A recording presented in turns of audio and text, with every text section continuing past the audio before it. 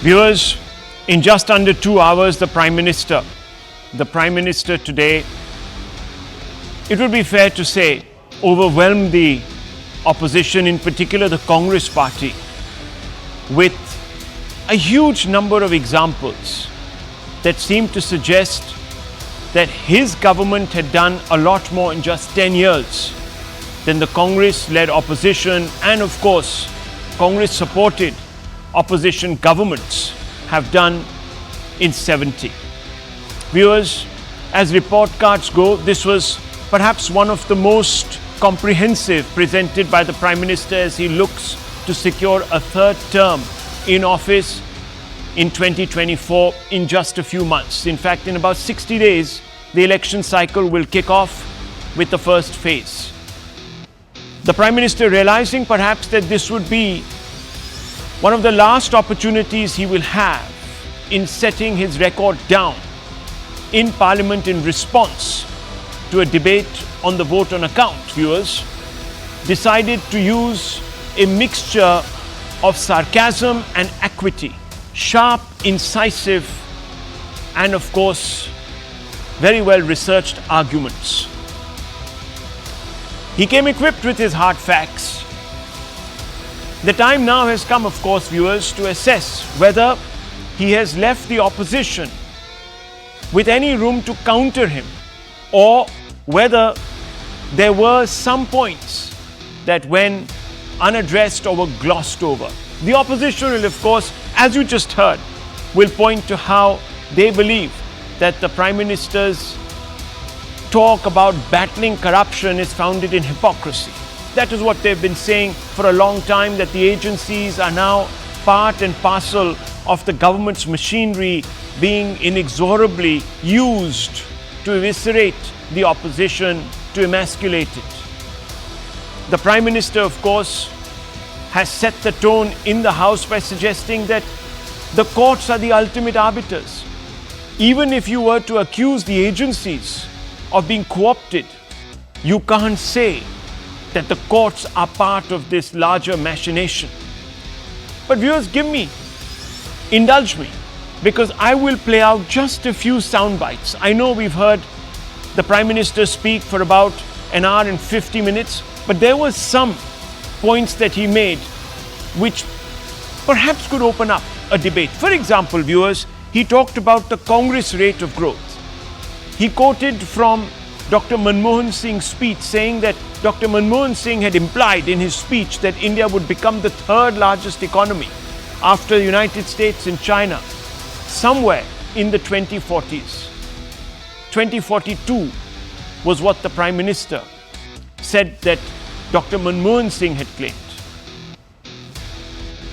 He also said that it appears that the Congress thinks that the country will get to number 3, number 4, number 5 in the GDP sweepstakes on its own, because it has a momentum. It's got nothing to do with governance.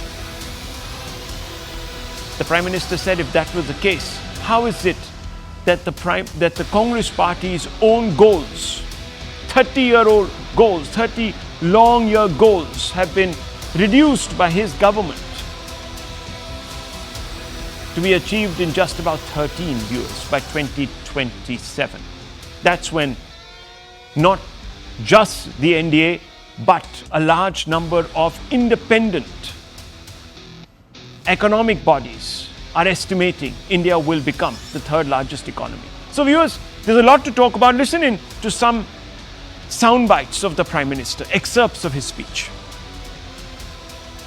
जैसे यहाँ बैठे थे, वैसे ही कई दशक तक वहाँ बैठने का आपका संकल्प, और जनता जनार्दन तो ईश्वर का रूप होती है, और आप लोग जिस प्रकार से इन दिनों मेहनत कर रहे हैं, मैं पक्का मानता हूँ कि ईश्वर रूपी जनता जनार्दन आपको जरूर आशीर्वाद देगी, और आप जिस ऊंचाई पे हैं उससे भी अधिक ऊंचाई पर जरूर पहुंचेंगे, और अगले चुनाव में दर्शक दिशा में दिखेंगे। मैं देख रहा हूं कि आप में से बहुत लोग चुनाव लड़ने का हौसला भी खो चुके हैं। भाजपा सरकार की काम करने की स्पीड, हमारे लक्ष्य कितने बड़े होते हैं, हमारा हौसला कितना बड़ा होता है, वो आज पूरी दुनिया देख रही है। एक कहावत है हमारे उत्तर प्रदेश में, खास एक कहावत कही जाती है, 9 दिन चले 2.5 कोस।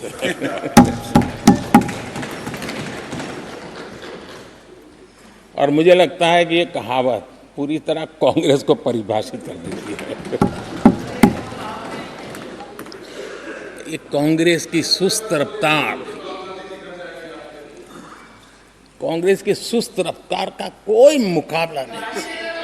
आज देश में जिस रफ्तार से काम हो रहा है, कांग्रेस सरकार इस रफ्तार की कल्पना भी नहीं कर सकती। आदरणीय अध्यक्ष जी, हमने गरीबों के लिए 4 करोड़ घर बनाए,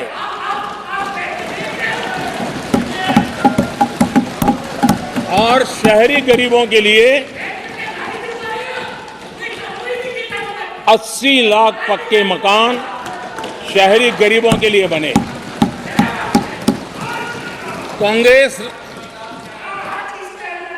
अगर कांग्रेस की रफ्तार से घर बने होते तो क्या हुआ होता, मैं इसका हिसाब लगाता हूं। अगर कांग्रेस की जो रफ्तार थी उस प्रकार से चला होता तो 100 साल लगते, इतना काम करने में 100 साल लगते। देश ने जितना परिवारवाद का खामियाजा उठाया है, और उसका खामियाजा खुद कांग्रेस ने भी उठाया है। अब अधीर बाबू की हालत हम देख रहे हैं, वरना ये समय था संसद में रहने का, लेकिन परिवारवाद की सेवा तो करनी पड़ती है। अब हालत देखिए, हमारे खरगे जी इस सदन से उस सदन शिफ्ट हो गए, और गुलाम नबी जी तो पार्टी से ही शिफ्ट कर गए।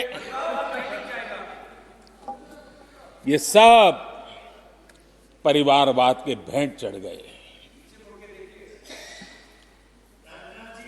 एक ही प्रोडक्ट बार बार लॉन्च करने के चक्कर में कांग्रेस की दुकान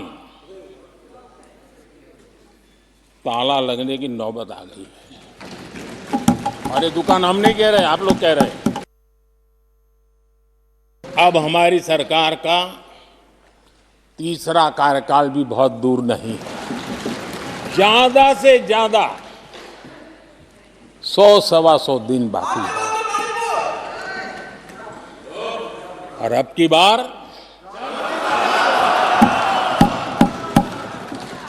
पूरा देश कह रहा है, अब की बार खरगे जी भी कह रहे हैं। लेकिन अध्यक्ष जी, मैं आमतौर पर ये आंकड़े के चक्कर में नहीं पड़ता,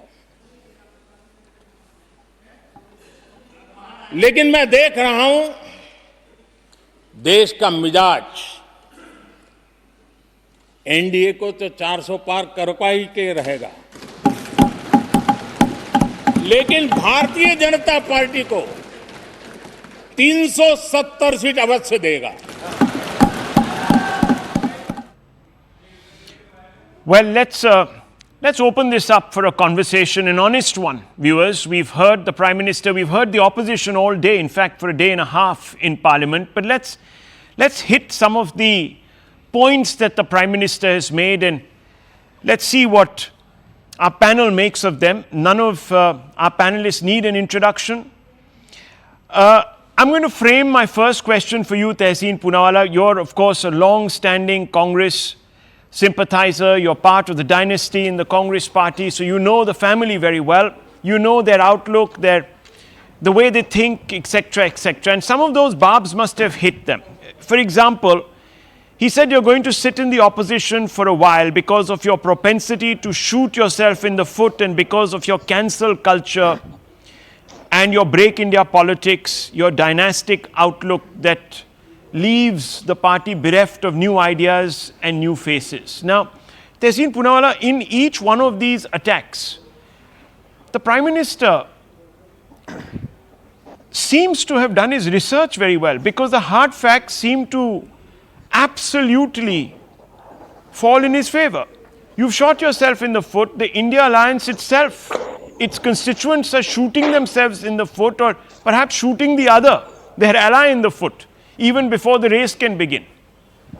There was a movie that I watched once where a dictator, it was a funny film, where a dictator is running and it's a 100-meter race, and he pulls out his gun and he shoots all the co-runners in their feet. So, I mean, shooting yourself in the foot has become a metaphor that applies perfectly to the India Alliance. How can you disagree on this? Just hear what Mamta has to say, or the Congress has to say about Mamta, and vice versa, and the AAP has to say about the Congress about the AAP. I mean, it's quite apparent, isn't it? Tehseen Poonawalla. Good evening, Rahul. Thank you so much for having me on the show, and I'm glad you mentioned the funny movie, The Dictator. In fact, it's ironically called The Dictator, and I'm sure you must have seen the movie intently, because the dictator in that movie is a strong man. He does not like to take questions. He does not like criticism from foreign media. He's quick to brand people as undemocratic and anti-national. And even his scientists, he explains to them how the rockets should be made. Just as I heard somebody in an interview tell that radars can be hidden from crowd cover. So, I'm glad you watched the movie. And as for shooting in the self, yes, we've seen what's happening with all the agencies, particularly the ED, where the opposition is being shot in the foot, not just shot in the foot, shot in the back.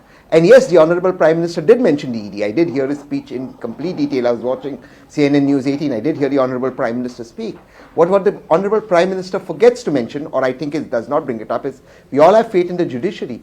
But the judiciary can do very little in cases of ED, simply because the way the PMLA laws have been passed by Parliament, some under the finance bill in this government, where you are guilty until you prove yourself innocent. So judiciary cannot give you bail. Now, I know my opponents will give out one odd case that there has been a bail, but in 99.3% of ED cases that have gone to courts, mark this number, bails have been denied despite no money trail. Despite no money trail, bail has been denied. So that's the reality of the times we live in. So yes, the opposition right now is being shot in the foot by the dictator. Okay. We see as it is. Okay, but Mr. Tehseen Poonawalla, did the ED tell the Congress to cheer the ED probe against the AAP? For example, it happened in Delhi. The son of Sheila Dikshit, the Chief Minister, welcomed. Mr. Markan welcomed the ED probe against the Aam Aadmi Party. That's your ally. And then, of course, you have the AAP that travels to Bengal and, of course, is in power in Punjab. And in both places, it welcomes the ED action against the Congress as well as the TMC.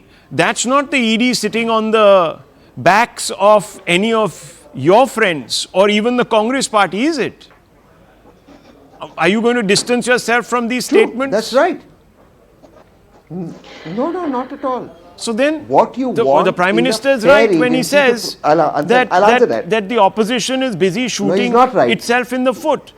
The metaphoric pistol is pulled out, and the Congress, while running the race, suddenly decides to shoot Mamta Banerjee in the leg. Then she whips out her little pistol and shoots Rahul Gandhi in his back by saying that, what's he doing in my state? Why is he here? Why is he tying up, hoping for a tie-up with us? Samajwadi Party also pulls out, the revolver to shoot Rahul Gandhi in the back, saying they can't expect any more seats. They're losers. I'm not saying it, they're saying it.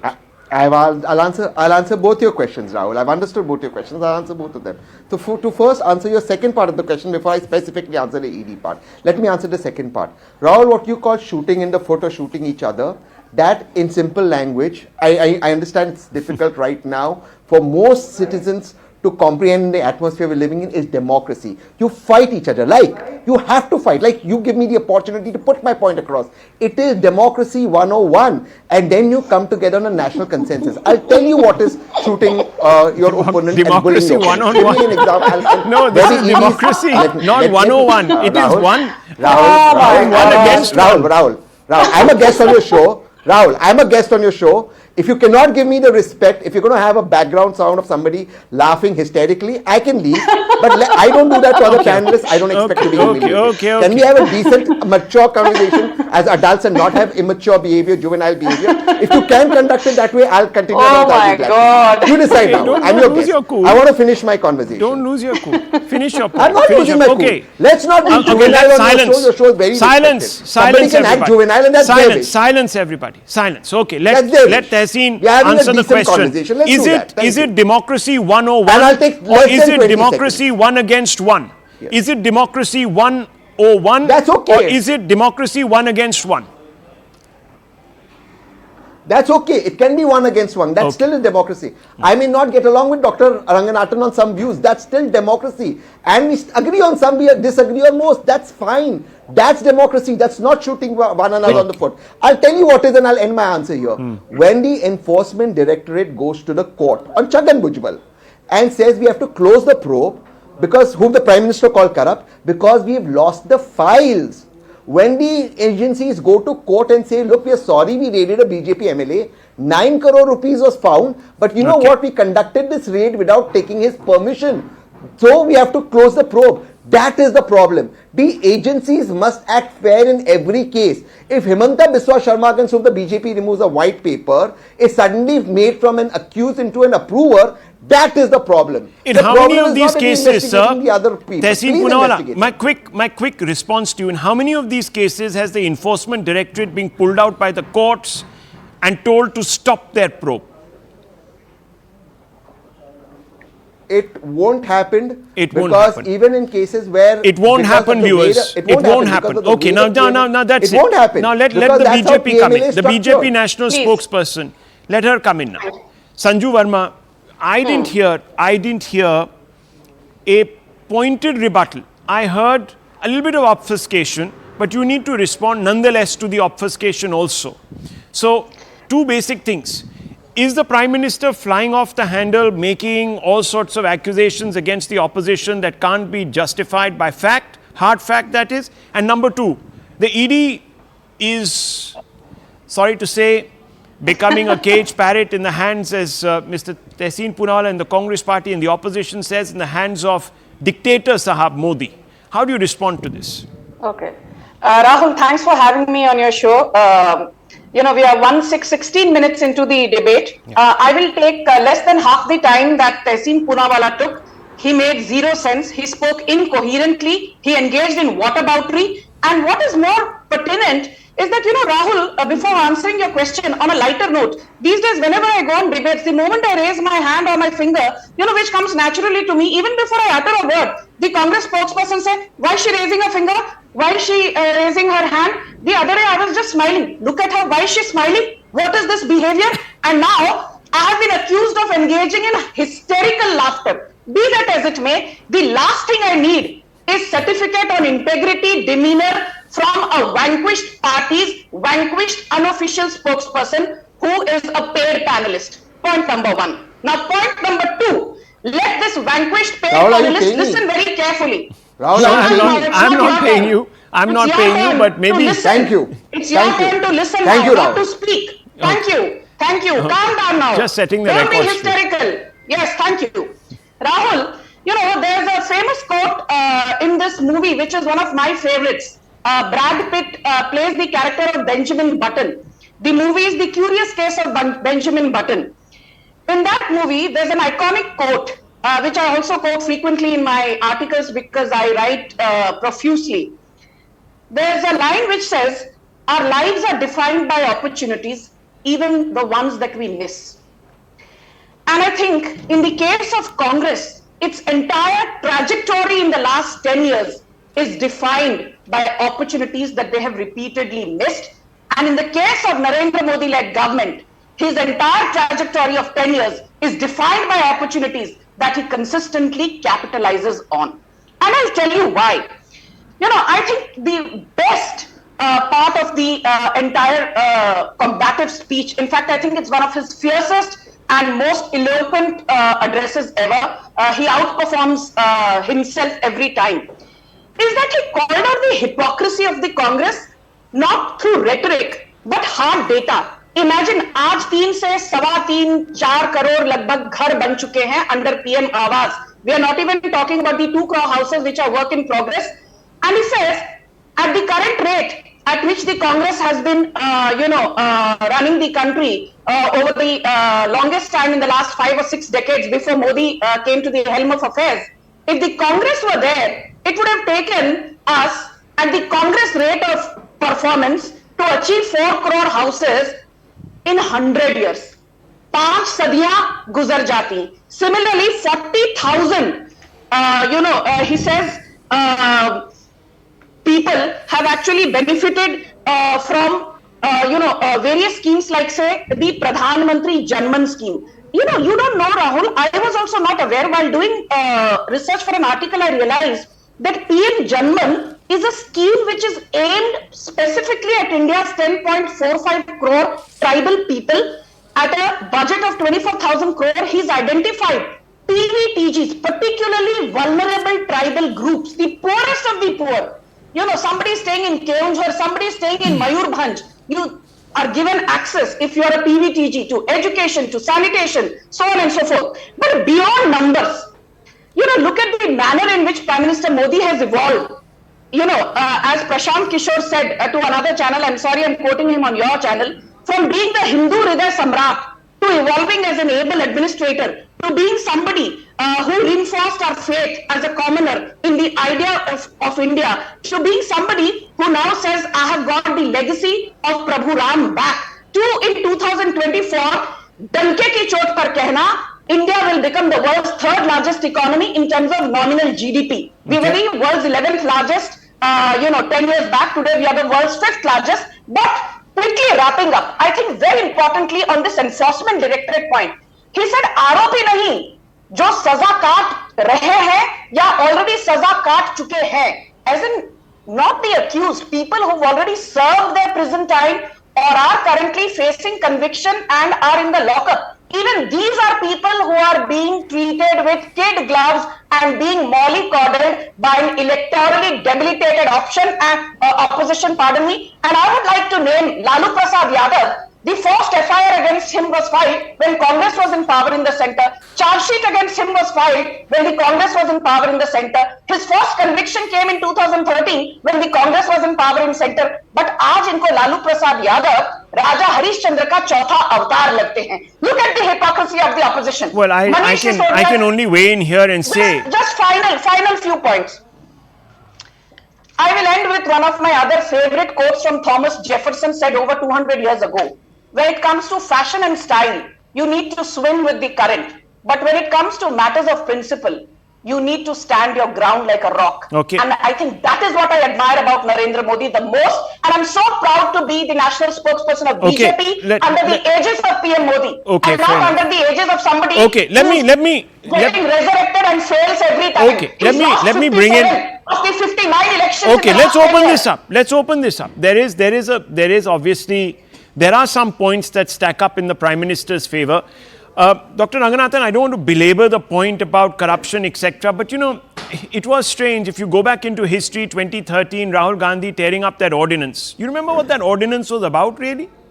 That ordinance was about insulating Lalu Prasad Yadav from a problem.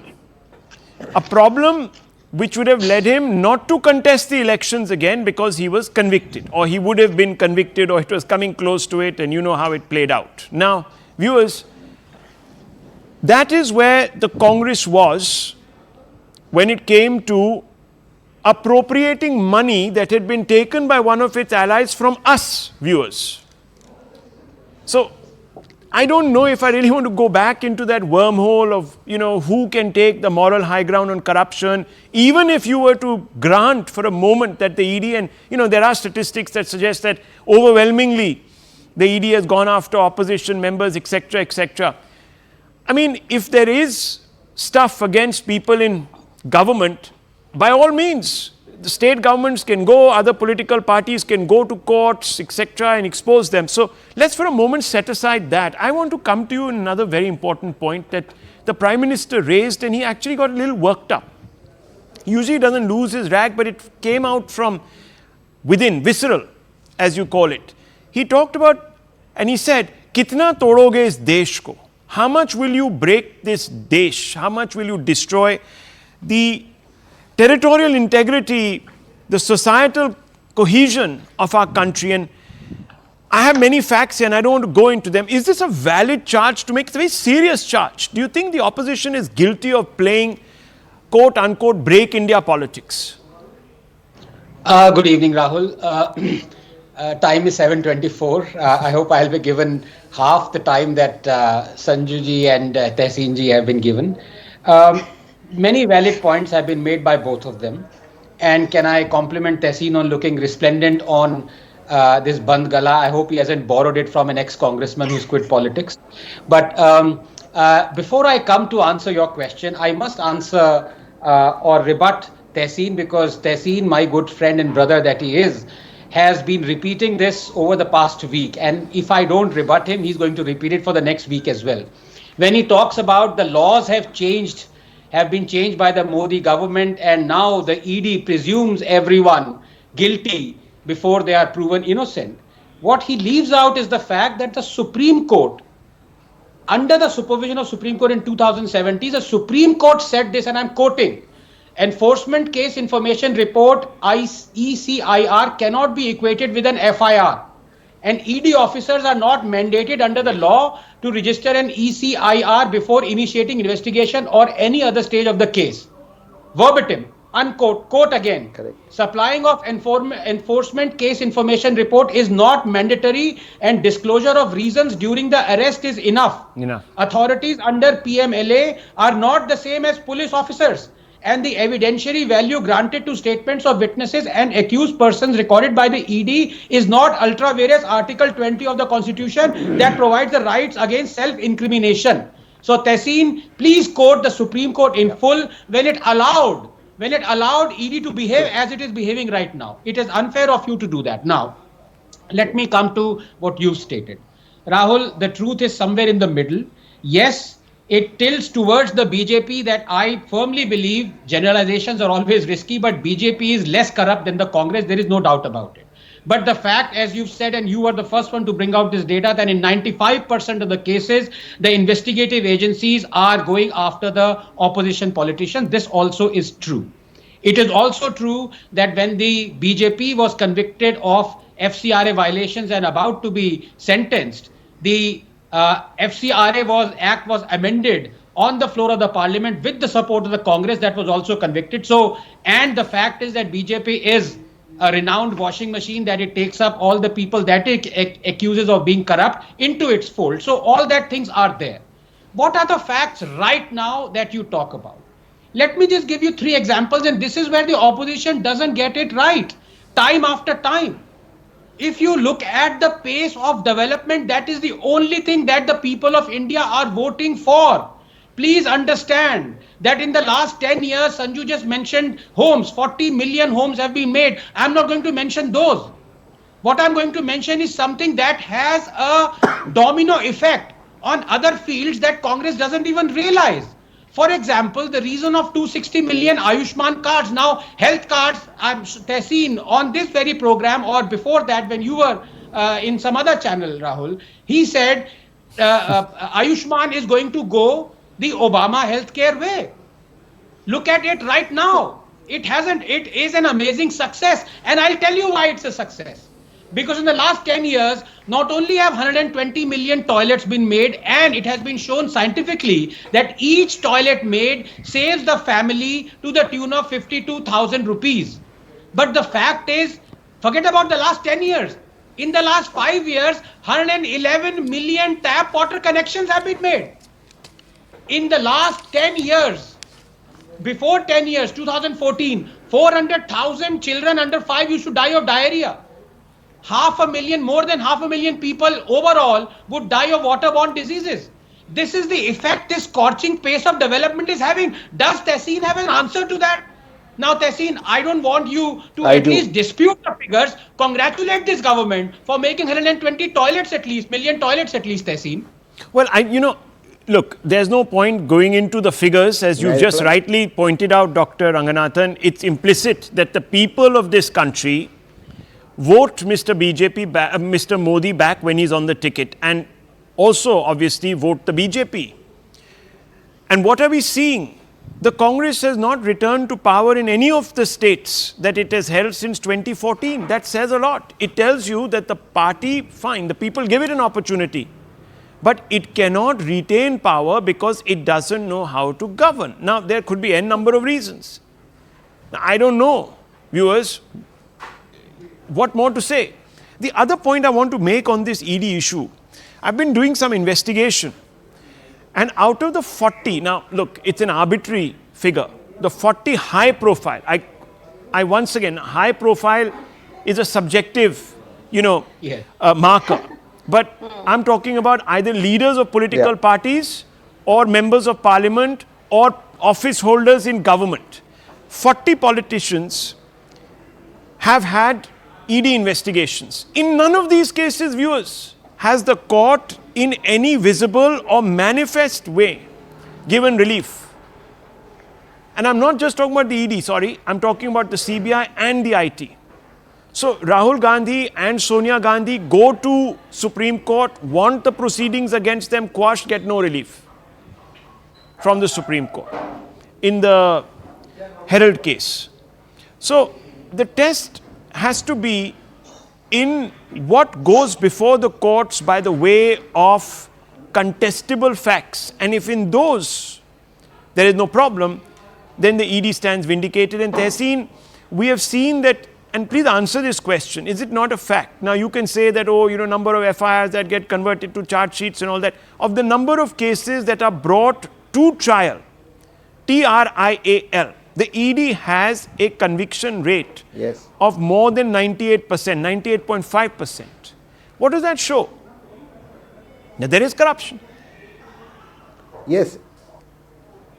May I answer that? Yeah, please. So that is about 24 out of the 26. Thank you.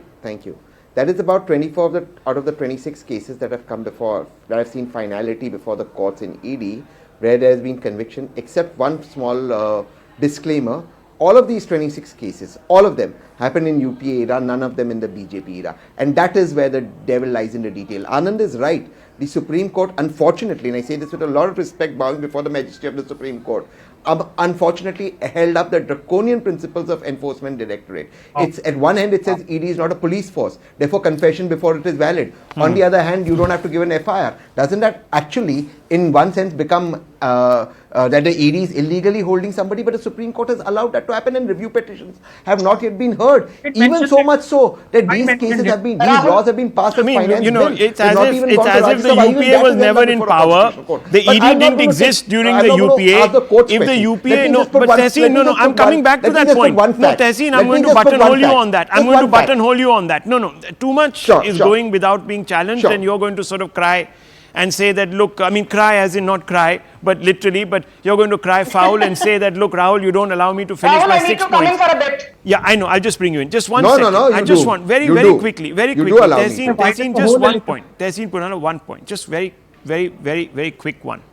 Can you give me the breakup of the number of cases filed by the UPA against opposition leaders, including those that were its allies? And you will see there is a greater preponderance there also to go after allies as well as that's true, but at 50 the opposition. Yes, but the percentage was 50 to 48. Well, I don't have the exact number. It doesn't matter. It was 50 to 48. No, not exactly. Not exactly. Yeah, but what I'm trying to say, Rahul. Now, if you may allow me to. Exactly. It was 52% on, Rahul, just 1 second. 52% on the opposition, 48 on themselves. What I'm trying to say is now it's 99% It's only 22% on the Congress. Only 22% on the Congress. What does that tell you? And what does that tell you also about the mindset of a government that brings in an ordinance which actually militates against citizen rights? And Rahul Gandhi you wanted criminals. So we should credit Rahul Gandhi. My dear friend, Why don't we credit Rahul Gandhi? My dear friend, please. I need to rebut I'm this. sorry. I'm sorry. Now tomorrow you will say. So we should credit Rahul Gandhi for that. Let's credit Rahul Gandhi. Let's put that difference aside and credit Rahul Gandhi for that positive step. I'm sorry, sir, but at the end of the day, his government did exactly what it wanted to do. Sorry. Rahul, 5 seconds. Yeah. Rahul No, Gandhi he coming stopped from it. 1 second. He stopped his Yeah. government. I just want to put it on record. very quickly. Yeah, Yeah. Sanju, one Thank second. you. Yeah, Rahul, can I want just to- come in on the enforcement directorate bit? Yeah, I've been I'll waiting bring for my you in. turn. I'm bringing you in. Just Dr. Ranganathan wants to make a 10-second intervention. Yes, 10 seconds. Yes, please. And I just want to put it on record that when Tehseen was blaming this government of being, having this ED with draconian measures, he has accepted that it is the Supreme Court that okayed it. For the record, Yeah. Tehseen, please thank me for letting you know that it's the Supreme Court that allowed it. Yes, okay. Okay. Can Sanju I? Varma, please come in on Thank the May ED. I just make One 3 second. intervention? Sanju Varma now comes May I in. make a Sanju 3 Varma now second comes I in. agree Please. with Dr. Anand. Sanju Just Varma. can I agree with Dr. Anand. The Supreme Okay, Court fine. You okayed it. agree. Incoherent Sorry, points. Sanju Varma. Sanju Varma. Go Yes. ahead. Yeah, I Make do. your point. Rahul, can I please? Make your Thank point. you. I did not heckle when, Yes. the Sanju Congress Varma, make your point. panelists were speaking Yeah. incoherently. Yeah. I'm not going to accuse Mr. Ranganathan of being a monkey balancer. I've said that in the past and he's been gracious enough to not engage in a verbal fisticuff with me. But I will say this to people who accuse the Modi government of being a washing machine and blah, blah.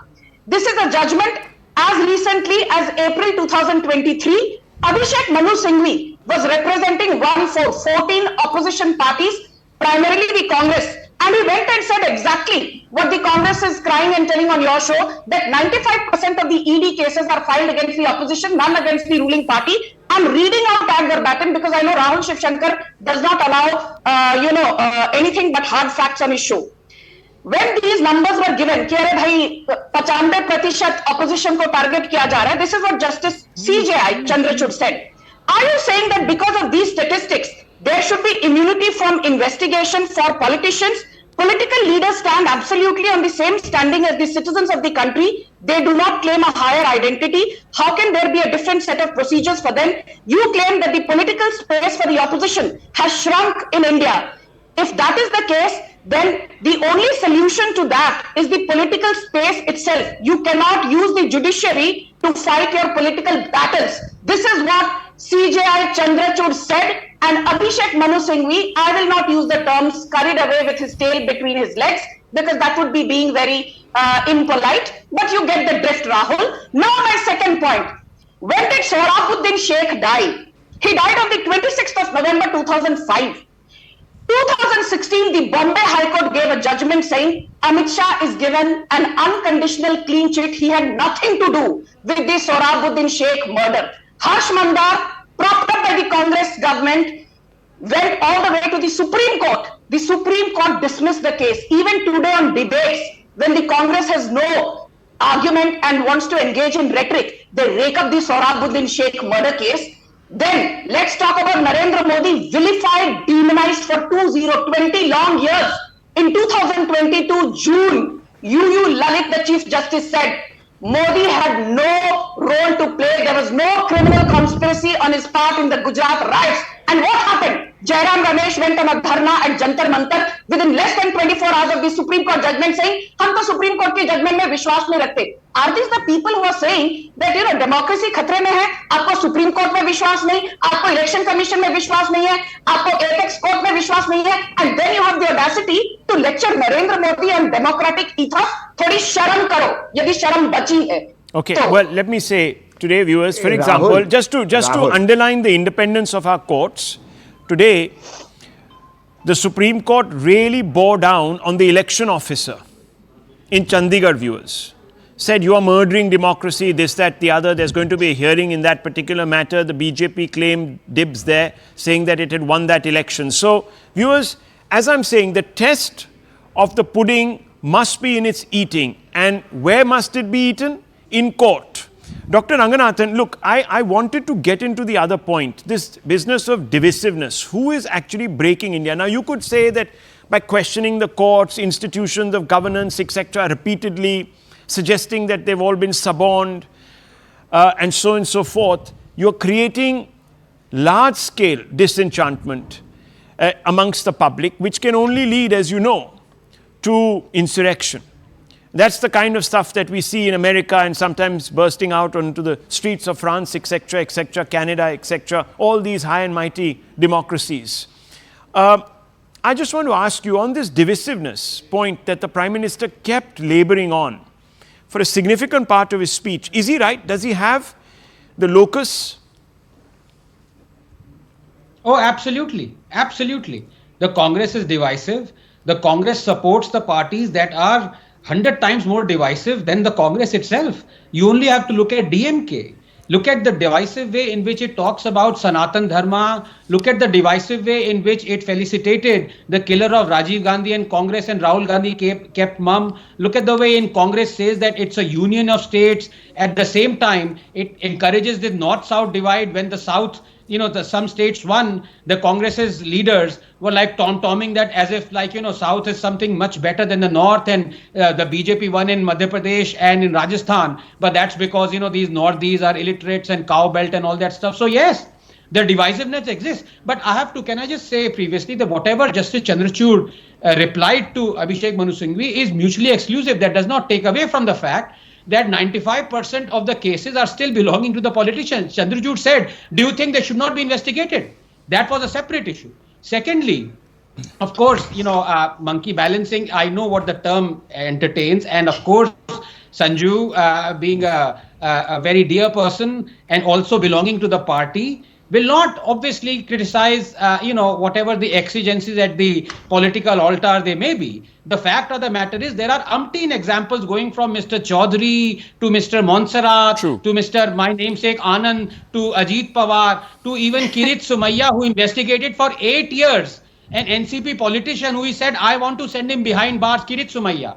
And on the day he said, I am going to do it, he was inducted into the government. So yes, it is a washing machine. I mean, the people know this. The fact is not whether I am right or wrong. The facts are there for everyone to see. But the fact of the matter is, what is the real dangerous thing right now? And I'll tell you what it is. The India Alliance is in alliance with all these parties who are accusing each other of being more divisive than the other person. The Congress is accusing AAP of being in cahoots with Khalistanis, and they say, we want to remove sectarianism from the country. How on earth are they going to manage that? Well, how will they manage sectarianism when you tie up with sectarian parties? In Assam, the AIUDF, Tehseen Poonawalla, AIUDF. And it was actually Mr. Gogoi who had said, nothing doing over my dead body, that we will ever tie up with the AIUDF. And guess what happens when Mr. Gogoi, God bless his soul, leaves this world? What does the Congress do? Goes straight into an alliance for the Assam election, assembly election, and promptly breaks it after that because they got nothing out of it. So that's how principled you were. IUML, another sectarian party. There is talk of adjustments constantly with the, I don't even know what to call it. I can't bring myself to call it a political party, but, if the front of the Popular Front of India is for you a political party, then, well, God bless you. But nonetheless, I'm just saying. May I please answer that? No, I want you to answer this question because look at the policy record of the Congress party. AHRNC Act upheld. Article 370. No, actually, no, hang on, defend it. Waqf Act brought in. Muslim quota brought in. UPA draft communal violence bill. Thank goodness that didn't see light of day. Shah Bano verdict overturned through a law. You had, hosting iftar parties at the Prime Minister's residence. Not to, as I said, talk about tying up with sectarian parties. So, I mean, come on. These are facts, can't be denied. I actually want to answer that. Thank you. So I think what you're making is you're making very valid points, and I think these are some of the reasons why the Congress is electorally suffering. But unfortunately, these are never brought out with the BJP. They tied up with the Akali Dal. At the height of insurgency, Akali Dal people burned the constitution of India few meters away from where you stay, Rahul. Few meters away from where you stay, Akali Dal leaders burned the constitution. Until recently, the BJP was in an alliance with the Tripura Liberation Front, which wants a separate nation state. Rahul, I ask you with a lot of respect, and Dr. Anand Ranganathan, the Nagaland Accord, which the Honorable Prime Minister said will be put before you, Rahul, in 3 days. Where is it? Because the Nagaland Accord, as per the Naga insurgents, gives Nagaland a separate parliament and a separate flag. Why is it not before us if it's not been given? They have not backed out of their statement. Why? What I'm trying to say is, look, the BJP has no moral right to preach. Now let me make one more point. Until my state of Maharashtra, please make one more point. I want you to answer the question I asked. For the longest time, I am not, listen, one second. Answer the question. Where, give me one, one second. You use the instrumentality, when I say you, I'm talking about the Congress, use the instrumentality of the state to bring in divisive laws. Show me one that the BJP has passed. Yeah. Show me. Many. No, which one? The divisive laws which are being manipulated. No. Divisive which has laws been passed. Which are being manipulated. Which is the law? Which they have passed and my dear friend. I'll name it. Rahul, can I please come in? I'll answer that, sir. I am answering it. Just give me 30 seconds. With the laws, 2 divisive laws that they passed, which brought the country onto protest. Both the CA, against which I'm a petitioner, and farm bills. Now the CA, I agree, does not affect Indian Muslims at all. In fact, the CA so if it doesn't affect Indian Muslims, how is it divisive? Let me put it on record, sir. Rahul, no, it's divisive against Indian Hindus. Come in here. It is divisive against Indian Hindus. Okay. Sir, please. I need to make a quick Okay, you made your 2 points. You've said CAA, I'm a panelist. No, 1 second. What was the second one? Farm laws. The farm laws, sir. Oh, the farm laws were divisive. The farm laws were divisive. Sir, not just divisive. Okay. They were defended. Now, just 1 minute. 1 minute. Let 1 second. 1 second. Goons. 1 second. Dr. Ranganathan, do me the favor, because I'm not carrying that. I never even. 1 minute.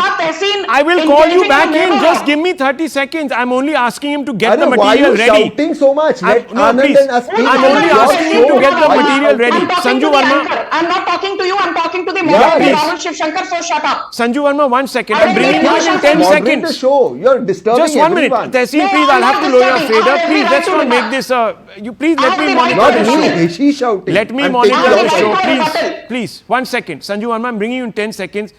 Dr. Ranganathan, just bring up the Congress manifesto from Punjab. I don't have it right now with me. It'll take me some time. Do it. Sanju Verma is responding in the meantime. On the CA. I have it and I can 1 second. Sanju Verma, respond, please.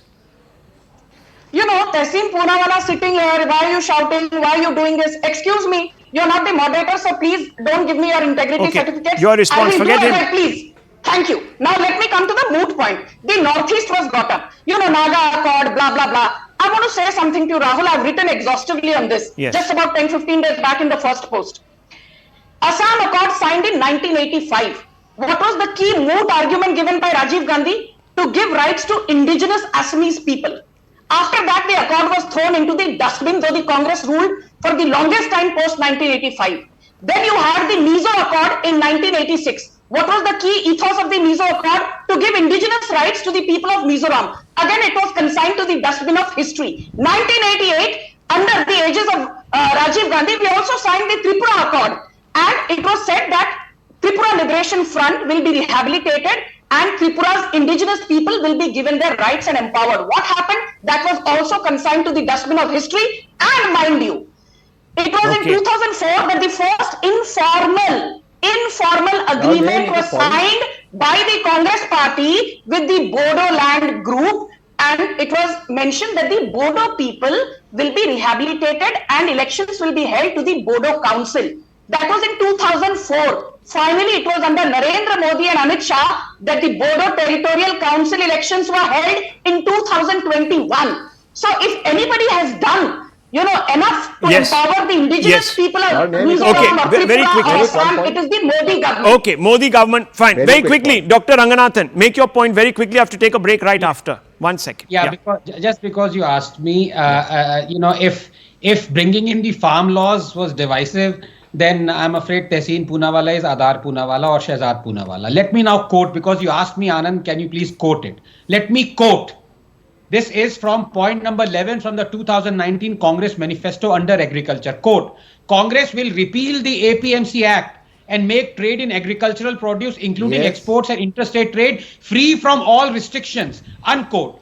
Quote, Here is point number 21 from the same Congress manifesto, quote, Essential Commodities Act belongs to the age of controls. Congress promises to replace it by an enabling law to invoke only in emergency. Now, finally, let me quote from the Punjab Contract Farming Act in force. That was during Amrinder Singh's time. Quote, this act is to provide for improved marketing of agricultural produce through contract farming and to put in place effective infrastructure for contract farming, unquote. Okay, hypocrisy. Look, viewers, this show is called The Hard Facts. Okay, gentlemen, now please, come on. I've read out chapter and verse. I mean, Dr. Ranganathan has done me the great favor. And I'll tell you. Okay. We've had 5 years of debate on that, please, and no one has ever come up with a convincing answer. I'll tell you, viewers, Hard Facts is about getting you closer to the truth. On that. Yeah, one second, sir, please. Hard Facts is about you, viewers, being brought closer to the truth. This show exposes them brutally. They're put out there. You judge for yourself.